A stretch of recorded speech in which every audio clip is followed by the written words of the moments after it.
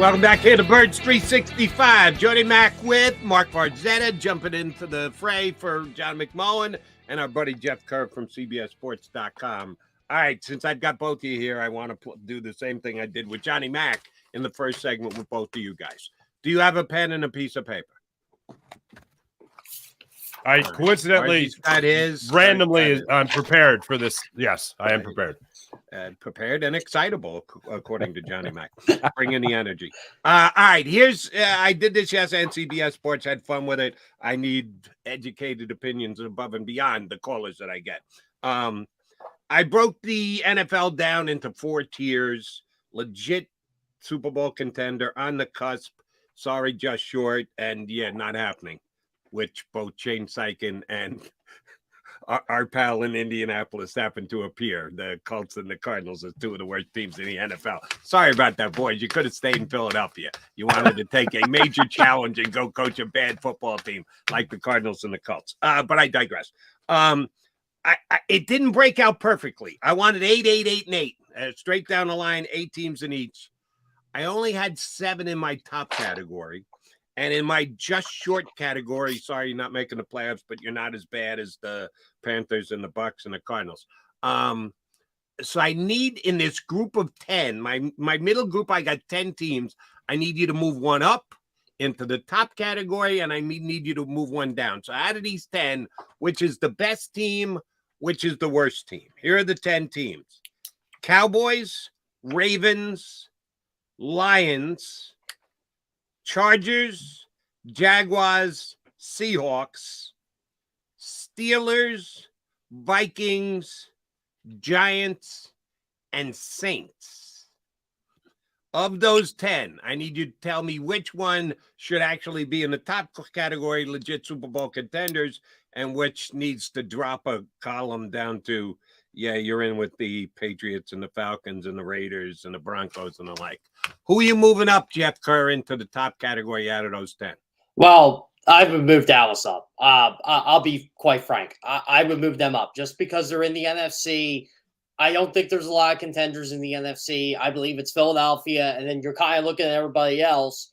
But I think Dallas is talented enough to get to the Super Bowl. Here's the problem. They have an owner and a head coach that stands in their way of doing that. I don't understand why you're trading for Trey Lance when Dak Prescott's got a contract situation right now. That's the last thing a guy who threw 17 interceptions needs to have that behind his back, no matter how bad Trey Lance has been. There's a reason why you trade for him. But this is still a talented football team. You have a good running game. You have a good offensive line. When their starting offensive line, their starting 5 is healthy, that is one of the best in football. And yes, that includes the Eagles. They have a really good defense. Stephon Gilmore was a very underrated addition last year. They have the talent to go to the Super Bowl. But again, there's an owner and a head coach that stands in their way. But I would move them up. All right, fair enough. Remember to ask Jeff Kerr about the Trey Lance deal. Yeah, we'll get to that. Which out of 10 you moving up? First off, good morning, everyone. Good morning, Jody. Good morning, Mr. Jeff Kerr. It's a pleasure, sir. I just want to say this. Thank you, Mr. Kerr, and although I agree with everything you said about the Cowboys, thank you for being a part of the media circuit that will help build them up, just to make their downfall all that much more enjoyable for us here in Philadelphia. You know I agree. I got them winning 11 games, 11-6. That's what I got. Okay. Fair enough. That would be legit. It would be legit, and I don't disagree. I think that's accurate, but it's just fun to see that they have talent, see that they're going to have a good season, and then they're going to crash and burn when the playoffs start. So that and in particular is most enjoyable. But the team I'm going to put up, I'm going to go with the Jacksonville Jaguars. I'm going to go with Jacksonville in that category because of Trevor Lawrence, because of what they have in a head coach and Doug Peterson, obviously the ties to Philadelphia.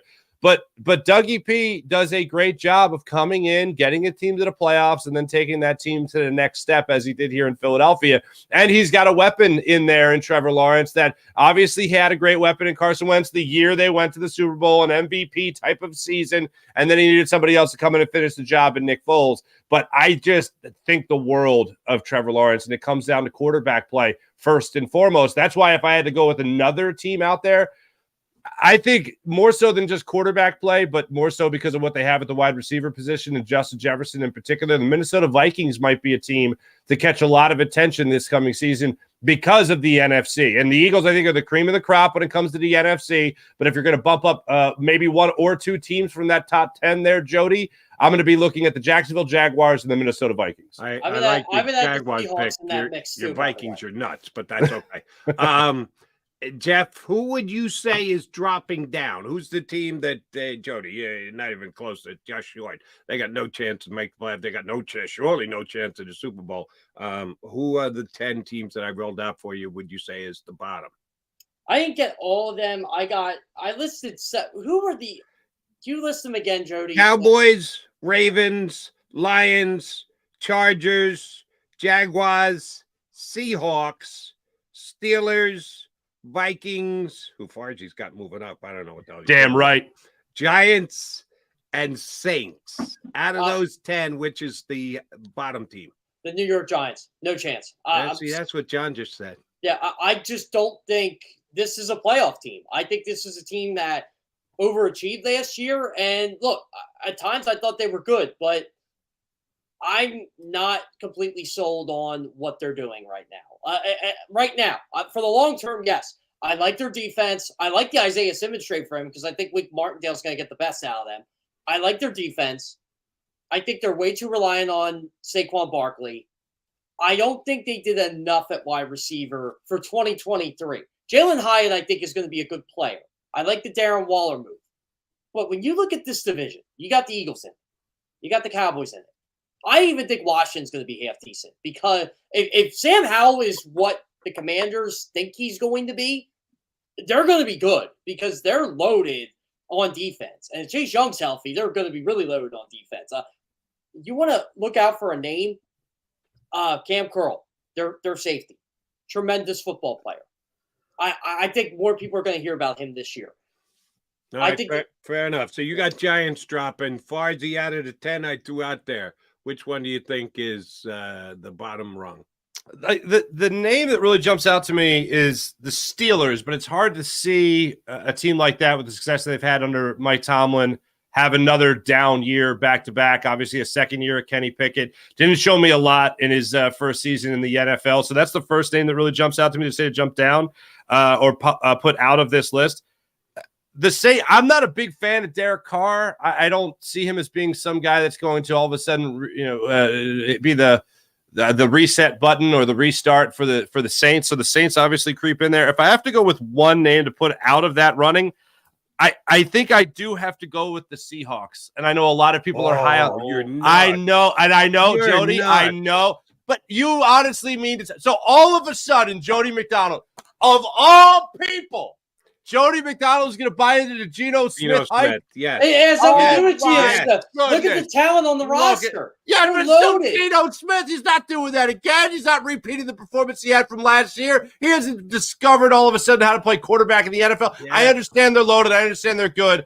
I think people are going to be buying into the Seahawks hype train way too much because of one good year from Geno Smith all of a sudden. So, no, I look at the Seahawks. I do not put respect on their name. They're going to benefit from that bad division. They are going to benefit. Here's the respect on their name. I think the Seahawks are the third best team in the NFC. I think it's Philadelphia, San Francisco, and then Seattle. I don't think it's far-fetched. I think San Francisco's in for a tougher fight out west against Seattle than the Eagles are in the East against Dallas. Okay, that's probably true. But I'll use a line that you like to use, Jody. I like the Seahawks. I'm not betting on the Seahawks. I like a guy like Geno Smith, and the redemption story is fantastic. And what they've done in the offseason has been fantastic. But it all comes down to the quarterback. I can't see Geno Smith all of a sudden putting it together at this stage in his career and being one of the, top 15, top 20 quarterbacks in the NFL. I just don't see it happening. Fun fact for you guys. Geno Smith wasn't good in the second half of last year. He turned the football over way too much. Way too much. Yeah, he had a better first half than the second half. He had one or two pretty poor games, but he had a decent second half. And oh, by the way, Seattle defense is going to be much improved. They get Jamal Adams back and Bobby Wagner, big re-addition. They needed a leader in the middle of that defense. I got him back. I know he's now 146 years old. He's still good. He can still play. He can still play. But he's not Bobby Wagner of Bobby Wagner No, days. he's not Legion. But of leader Boom is Bobby exactly right. Wagner, but kind of like a Brandon Graham here in Philadelphia, a veteran guy who helps to make the other players around him better. All right, I had fun with that over the weekend. I wanted to get you guys insight on that. All right, Jeff Kerr, since we got you and you already half went there, let me fully go there. I just disagreed with Farzetta. He's writing off the Seahawks, which I think is a mistake. I'm going to disagree with you, and I get it. It's the overreaction time of year for everything. The reaction to the Trey Lance trade from it's an abomination on the 49ers part. How can they give him up? What are they thinking? They gave up 3-1 to the Cowboys fans going, he's going to come in and take us to the Super Bowl. When Dak goes down, Trey Lance is going to. The massive overreaction on both sides makes me laugh. It was a good trade. It was a smart trade for the 49ers because they clear up their locker room. If there's any misgivings, any problems, any bad feelings in there, they move on from them. And they admitted a mistake, which a lot of teams don't want to do. You make that kind of a big move to get the guy, you hold on to him forever, and you just keep adding to the mistake. So I give the 49ers credit. And I give the Cowboys credit, too. You got a talent for a 4th-round pick. You got a potential franchise quarterback. Now, potential, the key word there, for a 4th-round pick.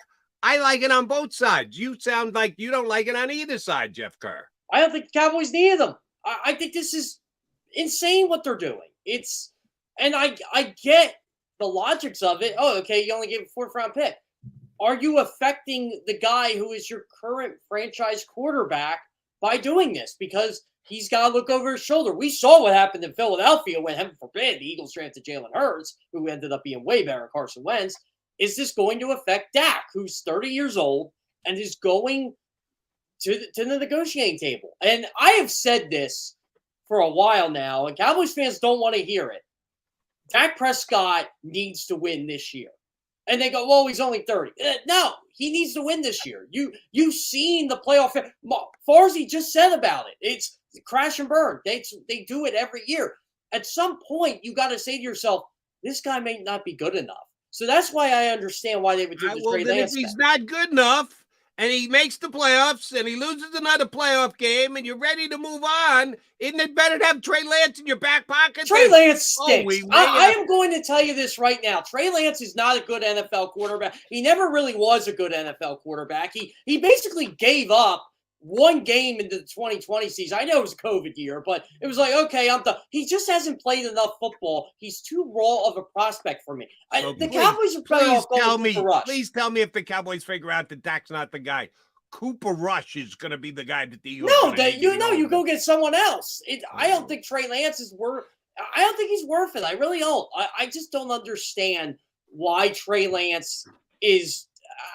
I don't get why he's a thing. I don't know why people are trying to make him a thing. He was outplayed by Brock Purdy. He was outplayed by Sam Darnold. He was just traded for a 4th-round pick. He's because you know why he was traded for a 4th-round pick? He's better than a non-existent. Because he was drafted number 3 overall in the draft, and someone thinks he has talent.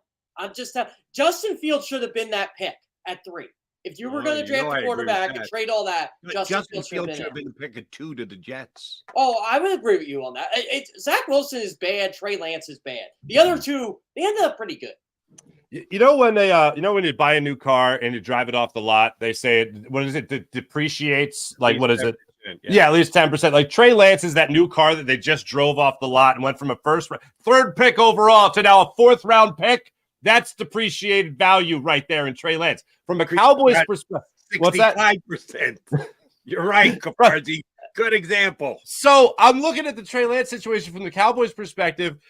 Other than the idea that you could mess with the quarterback's head in Dak Prescott, which I totally get, and Jeff, it's a valid point. We as you pointed out with Jalen Hurts and Carson Wentz, we know it all too well here in Philadelphia. So other than that, and I think Dak Prescott's going to be fine with it. I think he's going to play well, and he'll do what he normally does, play well in the regular season. I don't think he'll be the turnover machine that he was last year. But coming out of the regular season, going into the playoffs, that's where he does have to put up. And yes, I agree with your statement that he's got to win this year. And it is not just Dak Prescott. I mean, this goes back to Tony Romo and choking in the playoffs with the Cowboys. That's what they've done really for the vast majority of the last 20 years. So looking at it like this, from a Cowboys perspective, they now have a guy waiting in the wings to get another chance. Maybe the change of scenery argument helps a guy like Trey Lance. I don't think it will. I think ultimately the Cowboys will end up drafting another quarterback and trying to go through a whole new process again, bringing somebody else in. Maybe they eventually try to tap into a veteran network just to have somebody stabilize the position while they try to draft somebody and groom somebody to be the next starting quarterback. But from a 49ers perspective, I agree. It's one of the hardest things for any professional sports team, not just the NFL, to do. Admit a mistake. Trey Lance wasn't going to be the guy. They're sold on Brock Purdy right now. They feel like they could win with him. So moving on from Trey Lance and getting something in return is a win for them. Ultimately, yes, wasting the pick, whatever you want to call it, when they drafted Trey Lance, obviously not a good look. It didn't work out for the transition to move it to him from Jimmy Garoppolo, but they got something for him. And the Cowboys now have a backup quarterback that they feel, if anything, they've taken a flyer on, and all it cost them was a 4th-round pick. And I'll tell you what I specifically loved this weekend. That Jerry Jones felt the need to let everybody know. You know, we like Jalen Hurts too. If he had fallen to us, we might have taken. Yeah, but you could have taken him. We were going to take him. Wait. He said we were going to take him. Yeah, that's oh my. Is this not the most Cowboys thing ever?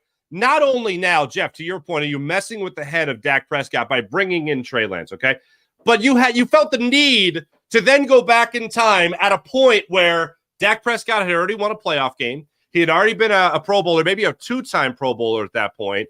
Really good at the time. Still really good in 2020. And you're talking about drafting a guy that was just the runner-up in the MVP race? Oh, my God. Now, if Trey Lance doesn't mess with Dak Prescott's head, Jerry Jones is going to mess with Dak Prescott's head. More than Trey Lance ever will. I agree with you. And I got to give Dak this much credit. I think he's really got his head screwed on straight. Now, can he be successful in the playoffs? That's to be determined. Yeah, that's on you, Dak. That's not on me or Jerry or anybody else. That's on you, Dak. And, oh, by the way, having Mike McCarthy call your plays might not be as good as you think it's going to be. But I don't think he's the kind who's going to cave looking over his shoulder. Carson Wentz, we found out, was. I don't believe Dak Prescott is that kind of guy. So that's why I think it was a good move for the Cowboys. Not an earth-shattering move, listen to the Cowboy Nation. This guy's going to take them to a Super Bowl. But a good move just the same. All right, guys, we haven't even touched on the Eagles yet, just tangentially. Cut a bunch of guys over the weekend, guys who didn't show up at practice on Sunday, speculation flying. I think it's probably very good speculation. From 90 down to 70, they still have 17 more guys they got to decide on in the next 30 hours or so. Any surprises for either you two guys as to who the Eagles have already told and or let it be known, if not directly by their actions, that they're not going to be throwing out the Eagles this year? Anything surprise you so far? You know what? One. Me, go ahead, Farzy. But the one name for me was Dennis Kelly. I thought they value the veteran lineman. I thought they valued a guy that could play, a variety of positions on the offensive line. That was the only guy that really surprised me. A guy, the veteran that they had faith in, they thought enough of him to bring him in at the beginning of camp, so it wasn't like he was just a camp body. At least I didn't think he would be. And I know they liked him when he was here before they traded him for Green Beckham. So for me, I was a little surprised that they let him go, but that was the only one that really raised my eyebrows. None of the ones that they cut really surprised me, honestly. Like Dennis Kelly, it kind of looked like the last week, even in the joint practice with the Colts, he was on the chopping block. On my final 53, I didn't have him on. Tyree Jackson was another one I didn't have on. I know people were kind of shocked by that. I think and look, I talked to Eli Ricks after the game on Thursday. I talked to him a little bit, before that. I think he's got a shot. I know we say the third preseason game doesn't mean much, but sometimes it can sway you in your favor. I thought he had a good couple days of practice leading up to that game. I think that's the guy the Eagles are really going to look at and say, hey, can we afford to let this guy go on waivers? Like a lot of this is what I wish fans would understand. A lot of these guys that go on waivers, go unclaimed. Eli Ricks might be one of those guys that goes claimed by another team, because they've seen the preseason tape. They've seen the tape from the joint practices. I think he might be a guy they keep over a second slot like Mario Goodrich right now, just because, even though it makes more sense as a football team to keep Goodrich, it's not about the best 53. It's the guys you can't afford to lose sometimes. Agreed. And on that note with Eli Ricks, one thing that impressed me, and this is going to sound a little backwards, but he didn't have a good first half in that third preseason game. No, he didn't. Second half, he bounced right back. He broke up plays. He had a series where he broke up 2 plays in a row and had blanketed coverage on another. So that showed me the guy doesn't hang his head. The guy doesn't sulk. Because, look, regardless, if he gets an opportunity at the NFL level and plays in regular season games, he's not going to be great. He's going to have moments where he looks like a guy who absolutely is a rookie. So he needs to be able to bounce back. And he showed me in that third preseason game that if he struggles a little bit, and also, what the hell is with Shane Steichen having Michael Pittman Jr. out there even playing? I understand to build up a little camaraderie, a little chemistry with your quarterback. That just seemed odd to me. But he's guarding guys like that. He's trying to D up guys like that. So there's going to be some struggles there. But in the second half, when he bounced back, that impressed me. Yeah, did Michael Pittman get hurt the other night, Farzi? He did get a little tweaky. No, he didn't. Stop it. If you get your guys off the field and they didn't get hurt, guess what? Better for you than having your guys stand there in civvies on the side. Did he limp? There was a limp. I saw a limp. There was a little bit of a limp, but I think that's a football limp. That happens. I mean, Eli Ricks was probably a little sore after that game. He'll be perfectly fine for the first game. So the Eagles are still, they're not alone, but they are the most prominent team in the National Football League who just says, if starters don't dress, I'm surprised they even make them show up at the stadium for the preseason games. A lot of teams played their starters over the weekend. A lot of teams played their starters, so there's different ways to get to the first game of the season. And I'll tell you, the one guy I was kind of surprised by that the Eagles have already let go, offensive lineman, but not Dennis Kelly, was Josh Andrews. Because as of right now, game one, and we know this is highly unlikely because he might be the toughest guy on the planet. Jason Kelly gets his foot stepped on. Jason Kelsey has foot stepped on second series of game number one. So you're moving Juergens back over to center after you went out of your way to make him your right guard and refuse to tell anybody he's the right guard, but blatantly show everyone he's the right guard.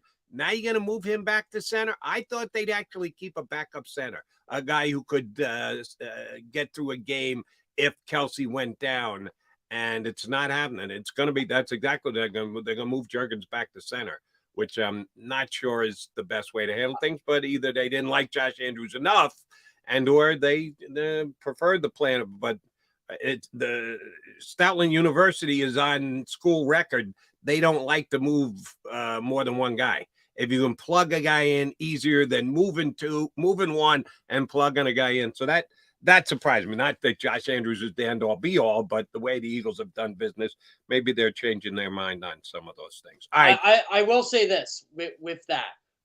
Basically, the Eagles decided we'll have the depth we'd like on that interior there. Josh Andrews just wasn't any better than Brett Toth. He wasn't any better than Brett Toth's gone too. Yeah, I know. Yeah, he's gone. I mean, honestly, the big winner out of all this is Fred Johnson. He got the 2-year contract. The Eagles basically found a backup left tackle on the practice squad last year when they brought him in, and who had starting experience, and he had a really great camp and was rewarded for it. So I didn't know who the third string left tackle was going to, or number 3 left tackle was going to be. Fred Johnson. He's going to be number 3 tackle. Now, obviously, Jack Driscoll will play right if, say, something happened to Lane Johnson. But if something does happen to Jordan Mailata, Fred Johnson's the guy. I think that's, he had a great camp. He did. And, I mean, he beat out Dennis Kelly. He beat out a lot of people for that job. Good for Fred Johnson. And I'll ask you one more offensive lineman question, then we'll go elsewhere. Josh Sills. I know that he was a surprise to make the team last year. A lot of people surprised he made it. That Stoutland had a liking for him. Stoutland likes to pick these guys and build them up from nowhere and watch them turn into real players.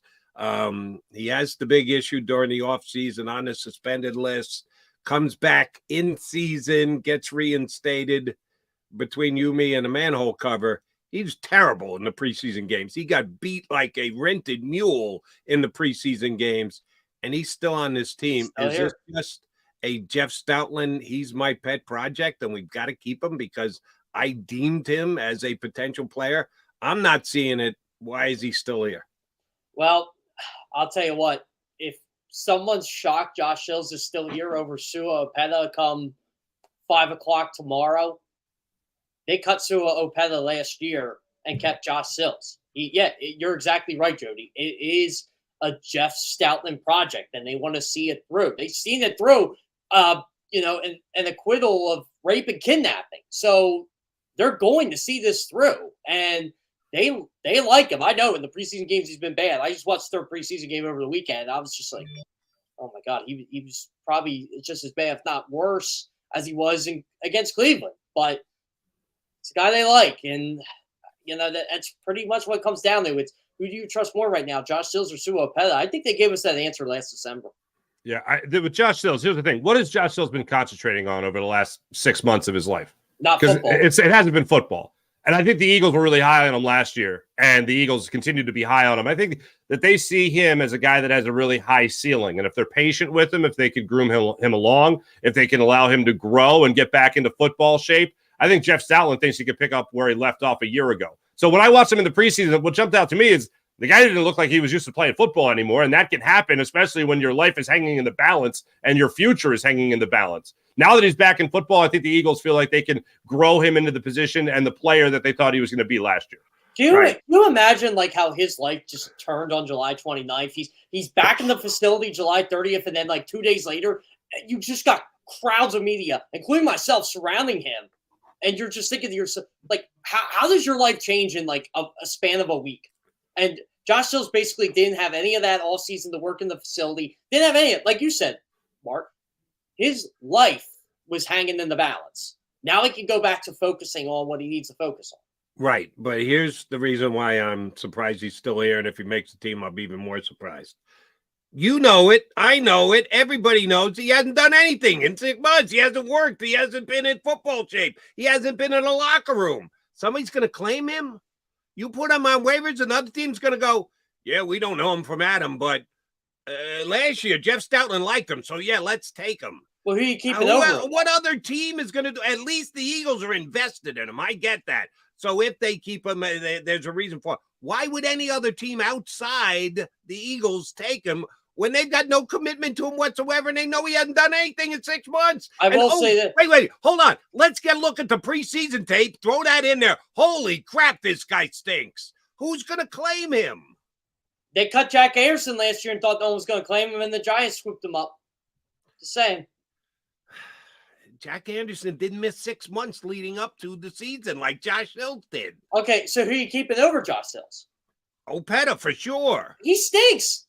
He doesn't say they've had him for what, 5 years now? As badly as Sills was in the preseason. I'm just saying, I'm taking the guy a higher upside. I think at least in their mind, they think Josh Sills is higher upside. I don't know. Professor Stoutland, the dean of Stoutland University, really likes Josh Sills. So there's no chance they want to dangle him out there. That's what I agree with. And on top of it, let's think about Sua Opeta for a second. The only thing he's known for is looking like Jason Kelce physically, not on the football field, but physically. That's what looks like the only thing he's known for. Every time Sua Opeta comes into a game, you notice the run game isn't as good. Maybe you might be right about that. And keep in mind, he's been in with the starters before. And I would have kept Josh Andrews just for the argument I made earlier. He did not have a good summer. He did not.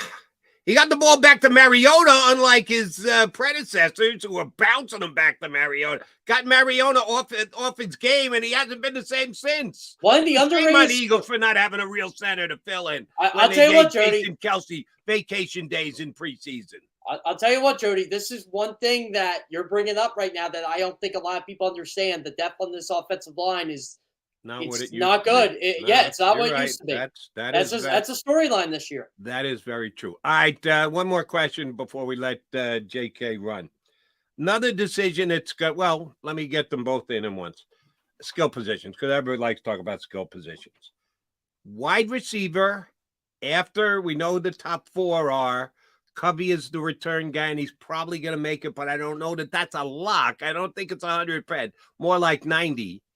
Any other wide receiver going to make this team, or are they just going to try and get everybody? Nada, Ward, they cut a bunch of them, Dean Cain over the weekend. Is there any chance there's going to be another wide receiver? Can they keep 6, and is Covey a lock, Jeff Kerr? They won't keep 6. I've heard some chatter that they might go after someone outside the organization. Really? Yeah, like, someone on waiver claim or someone like gets cut like that they might take a flyer on. So if they would happen to keep 6, that would be it. But on my 53-man, I just kept Covey. I think John might have said this earlier on the show. I don't know if he did yet, but he definitely tweeted it out over the weekend. There's a big difference between being a kick returner and a punt returner. And do you notice who wasn't a punt returner on Thursday night? Devin Allen. I think Devin Allen, I know someone said to me on Twitter the other day, well, they can't let Allen go because he'll get claimed on waivers. I'm like, well, they let him go last year and he didn't get claimed on waivers. And No. so you can afford to let him loose. They can honestly, they can afford to cut Covey, but I think they know what they have in Covey. He was a better punt returner at the end of the year last year. I think he was definitely top 10 in punt returns, like in yards per return in the second half of the season last year. So they like what they got in him. Look, the fifth receiver is basically the special teamer. So if they keep 5, those are the 5. But I've been hearing they're at least toying with the idea of waiting to see who gets cut and maybe bringing the guy making a waiver claim and seeing who. I have no idea who that would be, but something to think about. That'd be interesting. All right, Jeff Kerr, before I let you run, the 4 running backs are the 4 running backs, right? Poor Trey Sermon. He should get paid extra for the amount that he had to carry in the final preseason game. Trey left, Trey right. The other guys are all just standing there, not even dressed. They ran his butt into the ground. I'm sure they can kid themselves into going, oh, we gave him a chance. No, you had to get through the damn game. You'd already made up your mind what 4 running backs you were going to keep, despite Nick Sirianni referencing him a couple of times over the last 6 months. Trey Sermon's got no chance to make this team, does he? No, I'll say this about Trey Sermon. He did not have bad camp at all. It's just Kenny Gainwell had a really good camp, and he's the guy they trust the most. DeAndre Swift, strong start, not a good finish, but DeAndre Swift's on this team. We know that. Rashad Penny, really strong finish to camp. Boston Scott is as reliable can get. They like him. So there was just no room at the end. I'll just say this. I think Trey Sermon will he get claimed on waivers? I mean, the Eagles did it last year. I don't know if another team will do it. He might be able to slip back on the practice squad, but Trey Sermon will probably get carries in the NFL somewhere this season. I'll make a prediction for Trey Sermon with you. He ends up on someone else's practice squad. That would make sense. I don't think he's going to make the team, but he saw that he was in here and the 4 guys had him and go, why would I want to go back there? I'm not breaking through that grouping. They're 4 deep. He'll go to another team where the 3rd running back isn't as strong that he can see himself onto the active roster. Hey, the Colts could use a running back right now. Same with the Cardinals. That's true. Shane Steichen may very well be able to suck him onto their practice squad. Jeff Kerr, a pleasure. Thank you very much for jumping in as you usually do on Mondays. Next week, no Monday for you. No Tuesday. Monday for us either. It's Labor Day. So we will talk to you on Tuesday, Jeff Kerr. Thank you very much. Sounds great, guys. Hey, Farzy, we got 13 days. Actually, we got 9 days. Sorry. We don't have 13. 13 days of the Eagles game. Let's go, baby. Good to see you, Jeff. Yeah, we start with the Chiefs and the Lions on Thursday Night Football. But right now, we don't care about the Chiefs or the Lions. We care about the Eagles. And Mark Farzette and I will come back, talk about the Eagles some more. And then we'll add BLG, Brittany Lee Gouton, going to jump in with us here on Birds 365.